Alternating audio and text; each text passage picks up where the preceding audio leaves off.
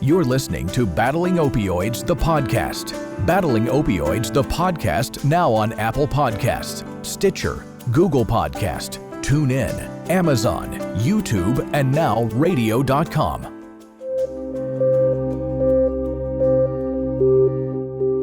Ben was a very joyful, happy-go-lucky little boy and just filled the rooms with joy everywhere he went.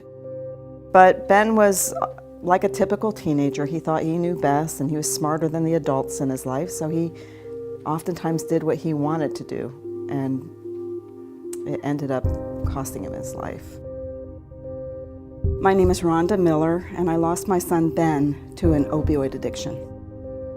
I tried to work with the large public school that Ben was a student at, and they didn't, at that time, seem to have the resources or really know what to do with him. None of these schools provided the level of support that he needed to help him with his addiction.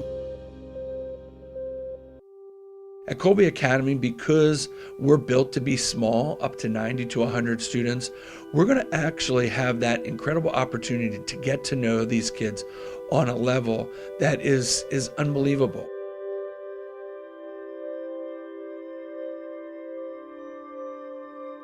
We're doing this because we're Catholic, not because those that we serve necessarily are. So we realize there is a spiritual part of the recovery process, but those coming to us that we'll be able to serve aren't necessarily Catholic, may not have any faith at all.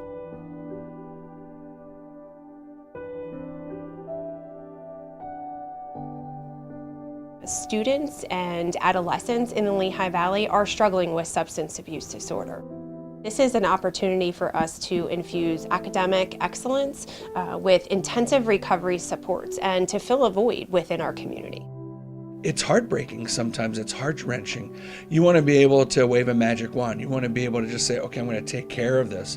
And you can't because you just don't have that ability. And I think that's our human nature as teachers, as principals. We want to help our kids no matter what situation they're in. My son suffered from addiction during his high school years. He's been to treatment 19 times over the past 7 years. He's still uncovering, trying to understand what triggered his addiction and where it all stemmed from. My son Joseph has been clean and sober for a year now. He became the proud father of a little boy. I became a board member for Colby because I believe in the mission of Colby Academy. I know that they're going to save lives. I know they're going to make a difference in the families in the Lehigh Valley.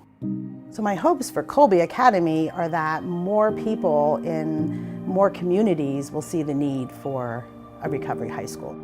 This is the first faith-based model in the nation. We're creating a culture of recovery. It's a typical school day. We want them to have the experience that every other high school student will have. However, we recognize they have unique needs, and we want to make sure that they have the right support in place. So we lost 74,000 lives last year. So for us to think a little out of the box to be sure that kids can get this support, we need to do it. We don't have a lot of adolescent resources or even treatment centers available in our state, so to have a school that can help them is just awesome, to get an education and the recovery that they so deserve. Recovery starts with a call. Call 1-800-662-HELP or visit battlingopioids.org.